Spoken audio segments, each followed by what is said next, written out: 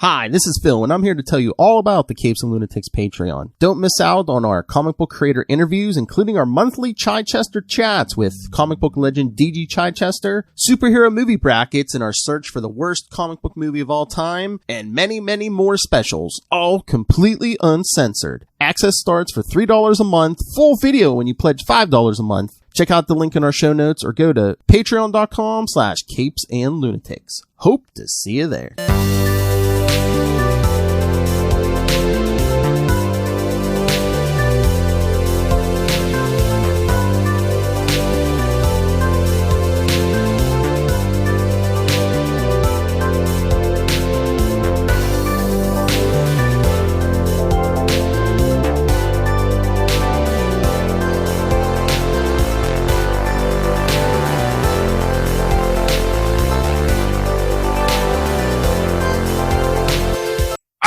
Me hearties, and welcome once again to Full Stream Ahead. In a world of capes and lunatics, gods and monsters, there are those who fight with only the weapons that they have. They are the Hawkeyes. Or Hawkeye, there may be more than one. Regardless, I be your captain, Charlie, the Professor Esser. And as always, my first mate is my skinny rich friend. It's Mozz. Welcome, Mozz! Okay, now, there's a lot to unpack here. Indeed. It is Hawkeye, singular, not plural. But who is the Hawkeye? Archer Kate Bishop lands in the middle of a criminal conspiracy, forcing Hawkeye out of retirement. Our director this evening is Reese Thomas. Our writers are Jonathan Igla, our head writer, Jack Kirby, and Stan Lee, of course, get those. Wait, listen, Jack Kirby is Captain America created by? I don't even know why they're doing that. Hawkeye created by Stan Lee, and actually Ron Heck, I believe. Well, I mean, it's IMDb. You know, it's not. Yeah. I don't. Was Captain America? Oh, because Rogers the musical. So Joe Simon and Jack Kirby get that created by for Captain America. Lee and Heck get that Hawkeye created by.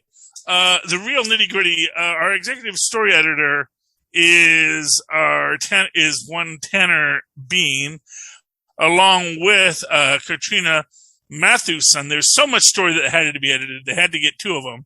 We got a head writer of Jonathan Igla, but hardest working woman in show business this week, Heather Quinn, our staff writer. Okay. I will just say, just to say that she lands in a criminal conspiracy is assuming it's some sort of haphazard thing that wasn't her fault. She butts and nosies her way into stuff where she doesn't belong and forces trouble on herself. That sounds more appropriate. Well, to be fair, she seems to be causing trouble all along. She clearly has lots of issues. And let's just rewind it back to the very beginning, where the problem all started. Because this episode is called Never Meet Your Heroes. And the entire premise of this story is her having a hero and then meeting him. And then it should be Never Meet Your Fans. That's what it should be called. You know what? That's a fair argument. And I think a lot of heroes would say yes. They're going to give you that slow clap, Mozz. Slow clap for Mozz. Never Meet Your Fans. That's so essentially what happens is, and this is Battle of New York time. All the monsters are invading. All the troubles are occurring. And as the troubles are occurring, at the same time, Kate Bishop's mom and Kate Bishop's dad are having a difficult conversation about what's going to happen because we're over leveraged and we're not going to be able to buy the puppy this week, for puppy stew. As you do when you're rich. You make the nice puppy stew, and it's very delicious. But, those puppies cost money because you only eat the purest of the purebred. Right. I don't know. Hey, it's better than orphans too. I make fun of the rich because it's funny. But yes, so in this moment we have Kate Bishop's mom and Kate Bishop's dad having an argument, and Kate Bishop basically rich shaming him. It's like, I know you just feel that all the answers will fall out of the sky because you're rich and you're used to that. And then, as luck would have it, an answer fell out of the sky, Mozz. Because the aliens invaded, the entire building gets destroyed. Tony Stark's going to pay for all the repairs, plus the insurance, plus all the lawsuits about all the people that died because there was a Chitauri invasion. And this is where Stark is kind of a bad businessman on this, because obviously, you could argue strongly Stark is not directly responsible for the Tesseract and all these things, although arguably Howard Stark maybe is.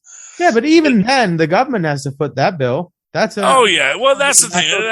That's the way to speak. It all depends on how you work it, but anyway. So, but that is the solution, and that is why we see Bishop Security as a dominant force, which I'm not sure if it was Bishop. I'm not sure if he was always running Bishop Security, and then I can't remember Kate's mom's name. Let's see here.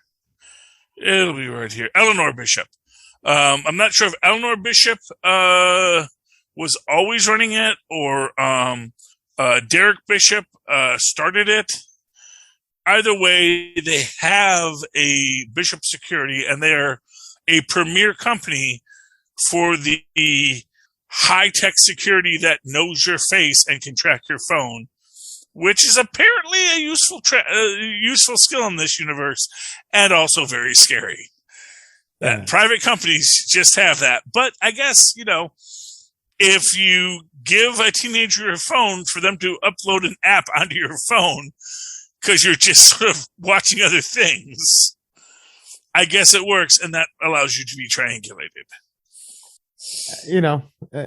That wasn't the silliest thing that I thought the show did. Yeah, well, there's a lot of silly things in every show. You have a certain level of expectations for the writers to be somewhat serious while writing this, and not being lazy and taking shortcuts and. Well, okay, so let's do your critique. Let's do the real critique here. Well, okay, so what do you think what do you think was lazy in the construction of the story?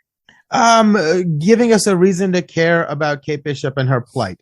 Right, they immediately begin with this scene that could be so cool, and all of a sudden you have like a 5-year-old song, "Give me a bow," and I was like, "Oh, come on, that's where we're going with this." It was so on the nose and kind of cheesy and dumb. That's what I thought. Okay, unless that's a scene from the comics or something, I don't know. Is it? Well, what I will say is, she actually had archery medals in her room already. Right.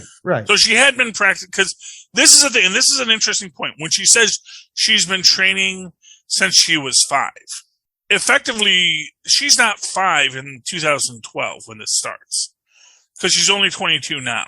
So she actually, and this is, I think, takes place in 2023, maybe 2025, but she's not 5. She's older than that. So she had already been an arbitrary young child number, Well, no, but this is where, see, this is where that careful nerd who does the splicing and does the math, figures out, oh, okay, so she had already been being groomed by someone, her mother, her father, someone in this ninja life.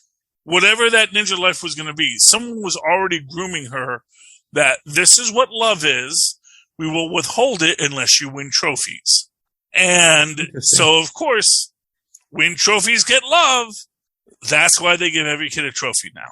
That's it. Okay, maybe but the idea that she was so inspired in that moment that she decided then she was going to be a superhero, it just seems so forced and kind of annoying. And then you take on they don't give her any redeeming qualities. She's just a spoiled brat who has no sense of consequences. She just shows up and says, "Oh, maybe, this was that never occurs to her." And for someone who is that adept at martial arts, you'd figure there'd be a little bit of a sense of discipline or self-control or, knowing oneself. And you don't see any of that in her.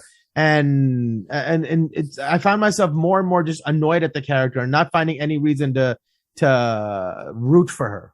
And I get that. And what I will argue and I can't argue from the writer's perspective, but from my perspective as someone that enjoyed it as a reader who fancies himself a writer.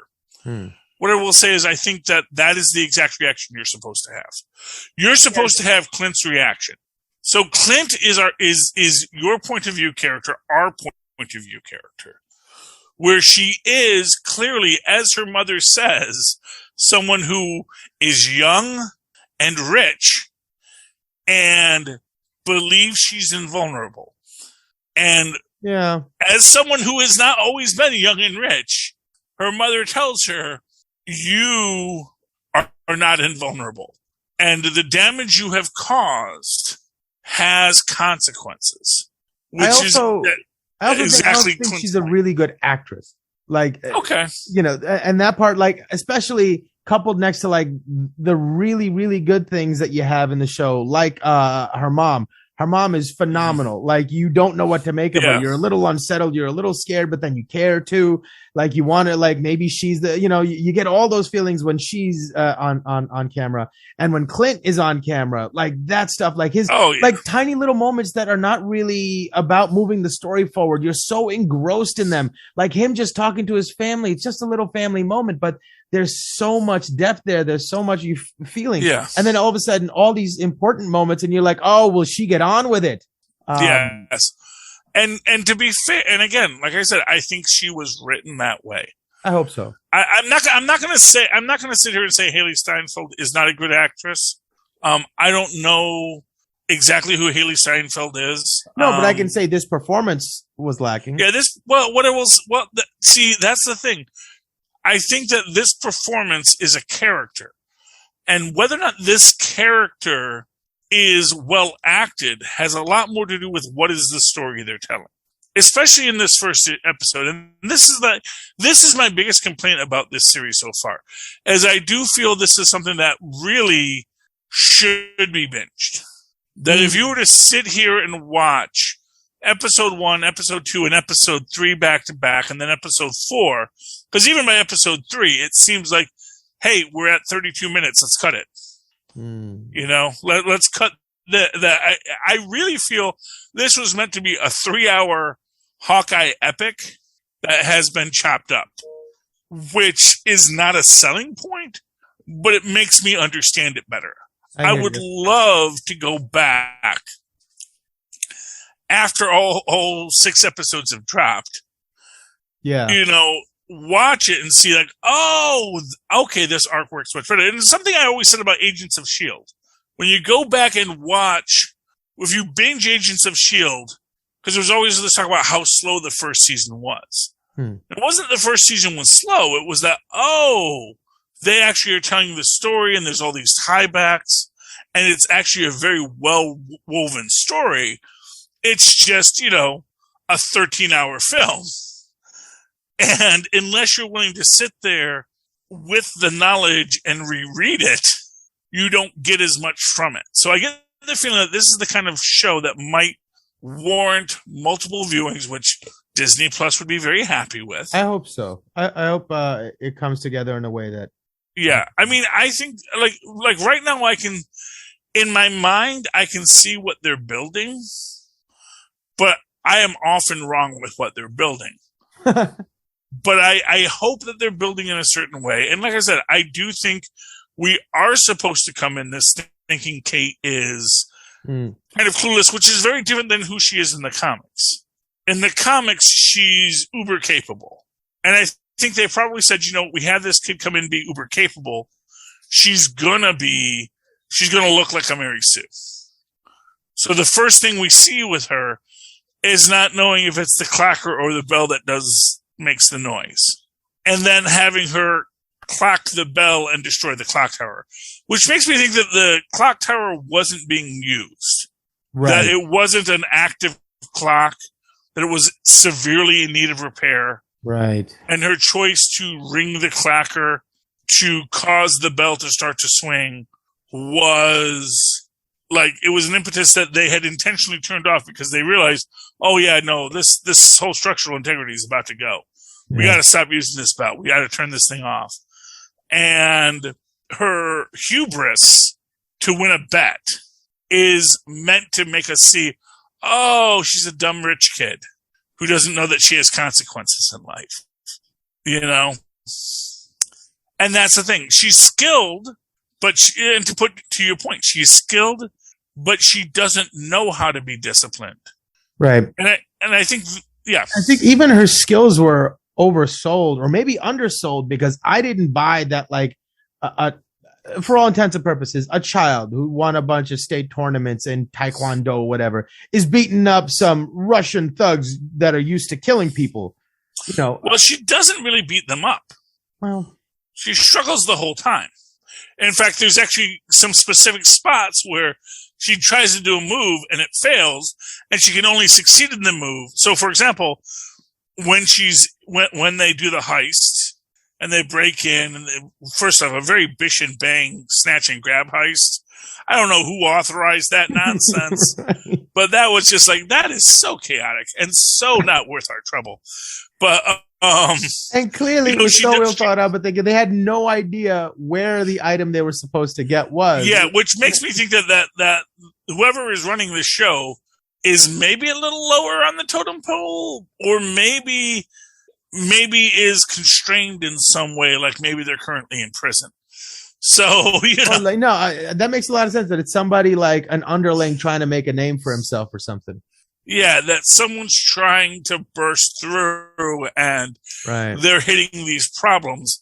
But so, because as an example, she tries to do the hurricane and immediately she fails because her hands are up here and she wraps her legs around the guy's neck and she can't do the Black Widow move because her complete leverage is wrong. It's only when the pipe breaks that she falls and suddenly her leverage gets put right that she can actually flip the guy. And they do this a few times. And there's a few things where on a couple of shots she's good, but when she tries to actually attack these guys, she realizes, oh, wait, I know how to fight people in a sparring situation. I've never actually been in a barroom brawl. And I think that is what they're trying to tell us here. Here's this woman who is really skilled at hitting targets, but she doesn't always know. So as an example, I guess the piece that was missing for me was that realization coming to her. I guess even in this moment, I find myself going, man, like you want to see her get a comeuppance, and she does, but she doesn't get it. So like that's the part that's still, I guess, frustrating me. Maybe it's supposed to. Yeah. I mean, yeah, exactly. Well, but that's the thing. It's a payoff. It's a slow burn. Because that's the thing. Does someone realize that they're an idiot the first time they're an idiot? No, it usually takes 6 or 7 times of being an idiot before there's, oh my goodness, I'm an idiot.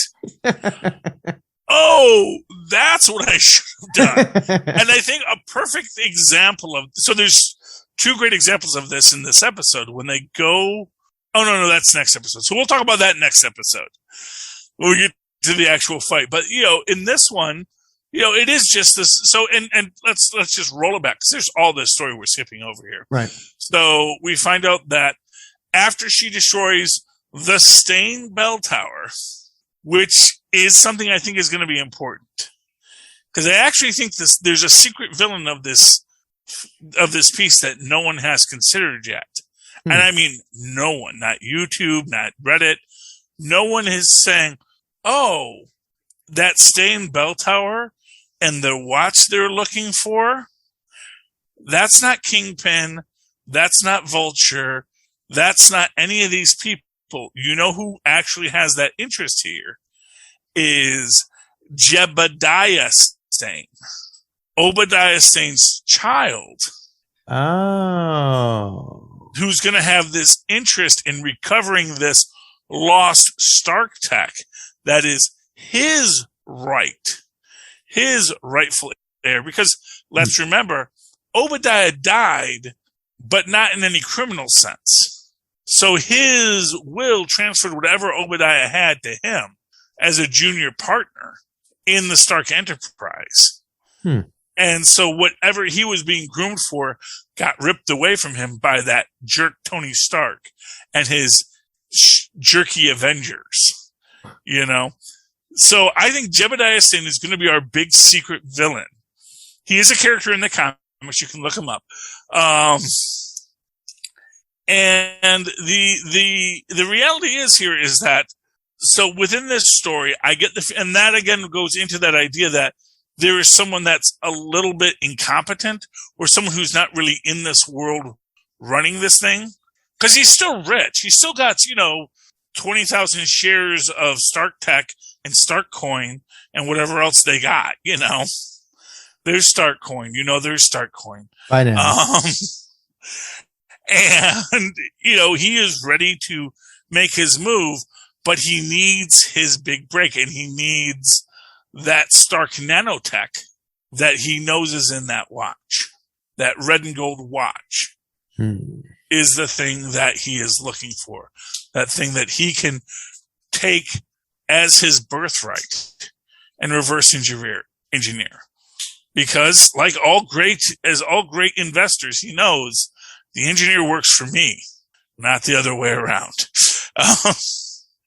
Like Edison before him.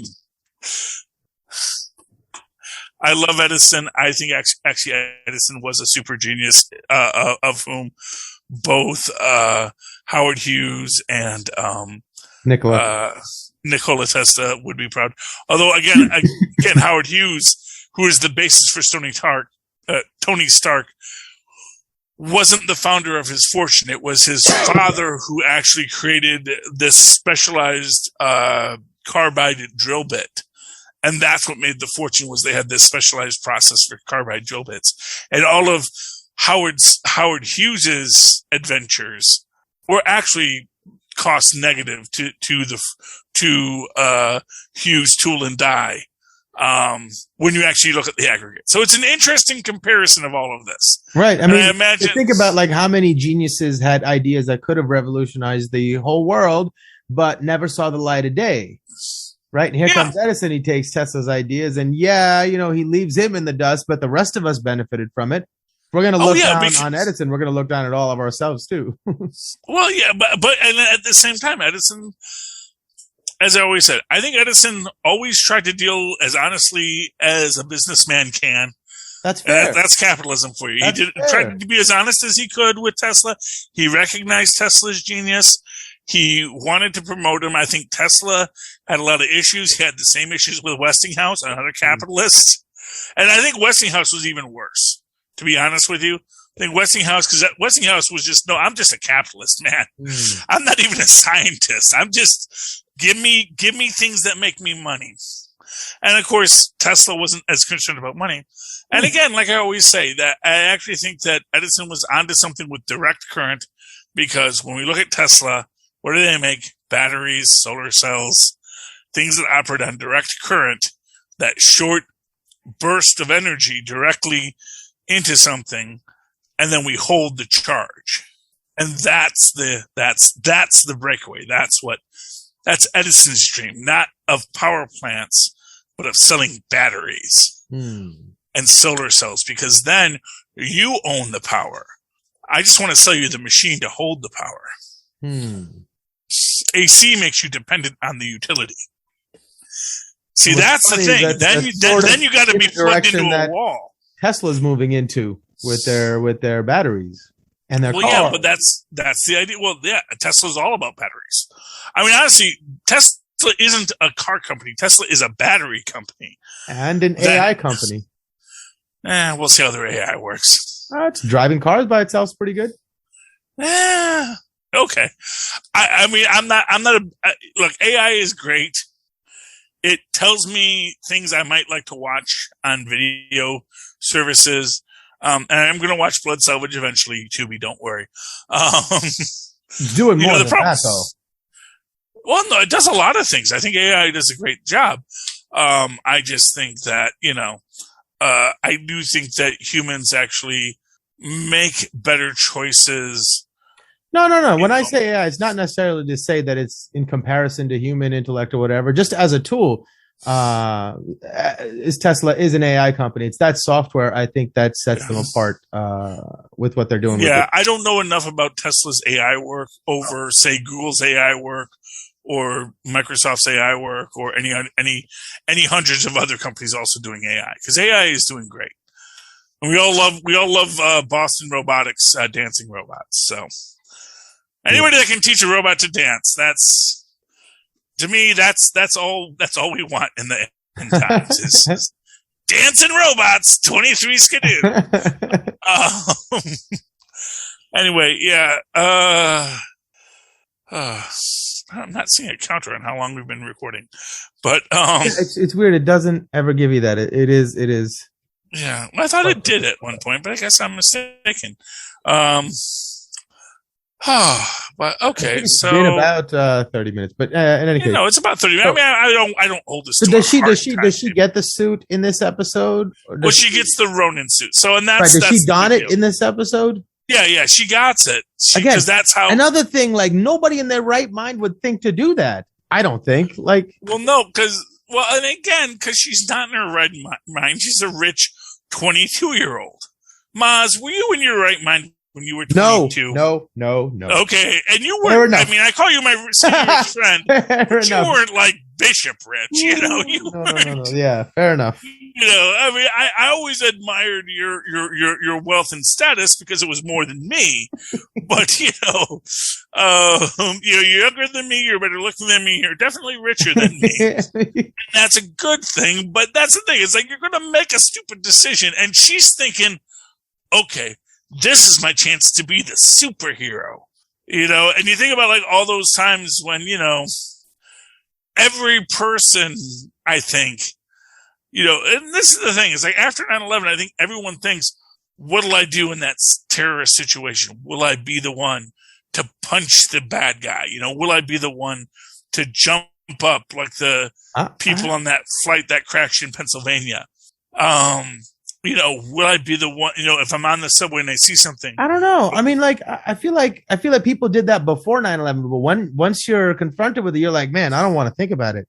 Oh, no. When you're confronted with it, yeah, no, absolutely. This is a fictional story. Right. That's what I mean. She hasn't confronted anything. So she's still living in a fantasy world. The real world doesn't exist to her. She's still LARPing. Exactly. She is good. But in that moment, just like Grills, she's going to LARP. And Grills is in the next episode, so I don't want to spoil it. So, yeah. So she puts on the suit. Why she puts on the suit, I don't know. Because honestly, it probably didn't fit her very well. I hope. And I think it does look like it doesn't fit her very well. Yeah. Which only makes it harder for her to fight in. Honestly, at most, she should have just put on the mask. Because the whole point was hiding her identity. But then again, and that was actually, to me, that was the biggest leap. Was that the suit she wears just happens to be the same suit that the waiters wear. I was like, come on. Well, no, I thought she did that on purpose because her mom said, go in and put the dress on that I laid out for you. And she said, oh, yeah, I'm going to dress like one of the waitresses. See how you think about that? That's how I read that. But then she'd have to know what the waitresses were wearing. Well, that's my only problem with it. Or maybe it was like a restaurant that they go to all the time and she knew. I don't know. Yeah, I guess maybe there's a caterer that they use. Maybe she knew the caterer. She knew what they were wearing. So maybe there is that. Maybe she did do a summer internship with the waiters, and so she did have the uniform already. There are ways you can play it out. I just thought that was the most stretch of it.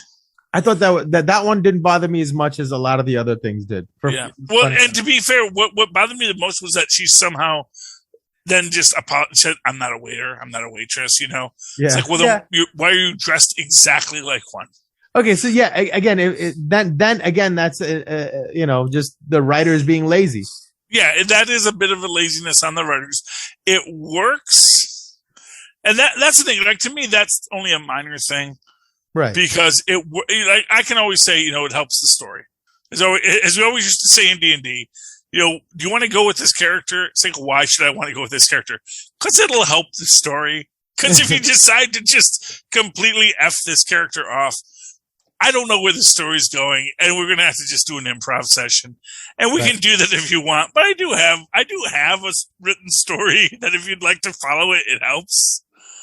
And I do love how, quite frankly, right away people see through her. It's, well, if you want to talk to Gary, and like, even when she does the whole, I quit Gary, it's like, first off, Gary knows you don't know who I am. And it's like, but you don't know who I am? And it's like, it's all these waterworks, all these white women tears. And hey, I'll say it. I'll say white woman tears on air. I don't mind. You can cancel me. I'm uncancelable. The people love me. That's great. But she turns it on and it doesn't go with her, and he immediately starts to backtrack, but then as soon as she runs, he's like, you're scamming me, lady. What are you doing? And he chases her down, and that's how that, goes through. Yeah. But of course, she's a better hider, and she has thought this through. And then the fight goes. And actually, my biggest thing in this is the dinosaur skull. I believe that is not a fossil. I believe that's our first hint of the existence of the Savage Land in this universe. That's a fresh Triceratops skull. That's why it's brown and leathery.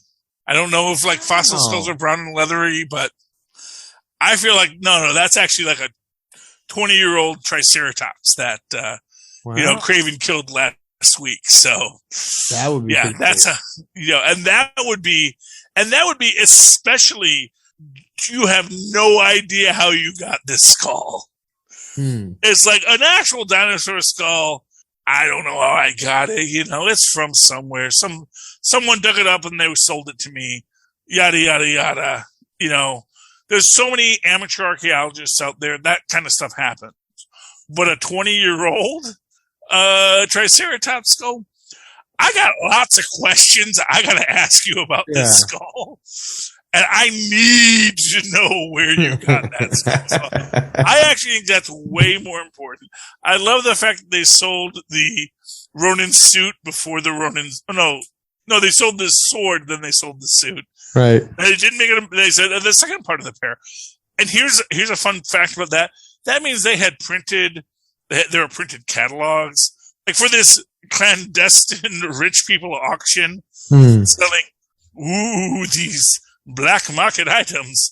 They printed items. They sent things out. There was a mailer, and people knew what they were bidding on. Yeah. Was there any? Did you notice any printed materials or? No. But they said that this is the companion piece in the lot item, and they did the lots. They said this is lot item, 432. This is lot item 371. And so this is the companion piece to that, like that. But so that people knew you can bid on the sword, or you can bid on the suit, or you can bid on the sword. I thought it was just that nefarious practice of, we're going to sell this, but wait, guess what? Oh, we got this too. Now, if you want the set, you got to outbid everybody else now, right? Well, yeah, but at that point, if people have already exhausted their that's it. These are rich people who can afford to lose 3 times that. Oh, of course. This is all in. Like, it didn't even get up to $1 million. So, right, exactly. That's when they started out 200,000. I'm like, what kind of auction is this? Like, even if the thing isn't worth that much, start higher. Well, no, because if you start higher, then you pay more. No, isn't that what the auction house wants?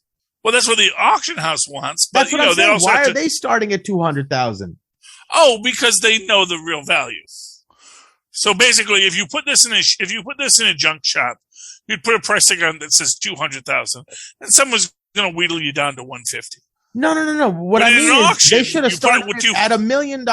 This is like, it just seemed like such a cheapo auction. They're trying to tell me these are high rollers, and the auction starts at 200,000. I thought it was a little weird. Well, I guess they had to make it real. And that's the thing. It seemed less real to me then, because it's like this is like a one of a kind artifact. This Again, if you're making puppy stew or orphan stew, and you're like really reeling out, like these are things that will get you the chair if you buy this thing. Then it gets up to that $1 million level. Yeah, this is what I'm saying. These are puppy stew people. These aren't orphan stew people. Well, exactly. This is, and to be fair, the vast majority of New York billionaires, they just eat puppy. They're not eating orphan stew, and but they want to feel special too. So the auction house says we're gonna have a special black market auction just for you, our special billionaires. So you come in. Oh, look at the fancy sword. It's vibranium. Ooh, it goes right into the hilt. For whatever reason. Yeah. Even though it never did that in the film, and we clearly saw it had a full-size sheath when he unsheathed it. But we're going to just add that in because it helps the story. It was probably just a design choice. Yes, Tristan. Either that or it's probably really not even his sword. It could just be a fake. No, because I said they got it off the Avengers compound. That's something I went and do in another podcast. But yeah, the reality is Adrian Toomes, all those guys he hired for damage control, for his under black market business, they're all hired by damage control because you need people that say, do you have any experience handling otherworldly materials? Yeah, actually, I work with Adrian Toomes. Oh yes. Oh, that supervillain. Yes, he worked with a lot of this stuff. Okay, that's a great reference. We're gonna call Seagate right now. Just make sure that everything's on the up and up. Don't want you using him as a reference if he's not a real reference. But yeah, so it's damage control is completely infiltrated by Adrian Toomes people. And sometimes they take a little. Sometimes things fall off the truck, Mozz. It happens. Yeah. That's the problem when you put these things in New York. It's even upstate. I'll be honest with you.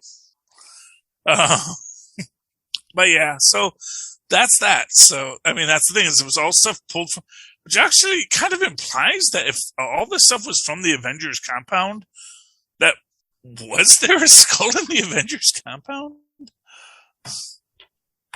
Well, not all of that stuff was maybe just this lot, or I don't know. I know, but I will say this, and again, this is one of those things. That sword, when they unsheath it, it has that trademark vibrational sound of vibranium, and what other sword could go into its own hilt but vibranium? So, I think that sword was made by someone over in Wakanda. I think there were other people. I think Clint had some friends. Dora Milaje? Who also survived, who were you want to go kill people? Sounds good to me. Or they're sounds good to me, white man. Here you go. Have your sword. Go kill some people. Yeah. Don't trace it back to me. Wow. Oh, well. Yeah. I think that's a lot. Any final thoughts on tonight's episode? No, I'm excited to get into the third episode and see where that goes. There we go. I hope I've given some excitement to you. Yeah, the third episode is neat in a better light than I did before. Okay. Well, we will talk about the second episode in just a few minutes. You and me, they're gonna have to wait a week, but that's okay. In the meantime, Mozz, how can people find you? Oh, they can email me at mozzmanzor@gmail.com or find me on Facebook under Mozz Manzor. That's MOZZMANZOOR. Okay, and I just realized I forgot to get all of our info on the Capes of Lunatics. Well, let's just start with link. Oh God, I'm gonna just destroy this all. The link tree, the phone. I forgot. Well, it's kind of their fault. It's really an illogical phrasing. Well, I know. Link LIN.KTR.E whatever. Come on, just Yeah. Well, you do your best in this sort of situation, but yeah. It's like if the 1-800 collect commercial was 1-800 collect, but instead of the L's, just use two IIs, so it's COIIECT, right? 1-800. It's like, come on, just. Yeah, well, that's okay. So anyway, I can't find it. I'll try and find it before we do the next episode, so you guys don't miss out. But in the meantime, if you'd like to write to me, and tell you what, Write to me that old-fashioned email way, the way our mothers and fathers once did, at superconnectivityblog@gmail.com. That's superconnectivityblog, all one word, at gmail.com. Well, sorry, at gmail.com. Don't put the in there. That's going to ruin the whole thing. And I will send you all of our links, all of our phone numbers, all of the things that you need to do. And then we will actually discuss things. It'll be fun. Cause you'll know me and I'll know you and we'll all be happy, forever and ever. And of course, follow me on the Twitters. I live tweet things as I do when I feel like it at Charlie Esser. That's CHARLIE. Yes, SER. Look for the 2 E's in the middle. For quality. Bing. Thank you, Mozz. All right, ladies and gentlemen. All right, you scurvy landlubbers. You've gotten through another episode of Full Stream Ahead. I, your captain, and Mozz, me first mate, we thank you for this lovely 3-hour tour. Thank goodness the weather did not start getting rough and we got stuck on an island for many years. But until next time, come back and embark with us again as we once again sail full stream ahead. Arr.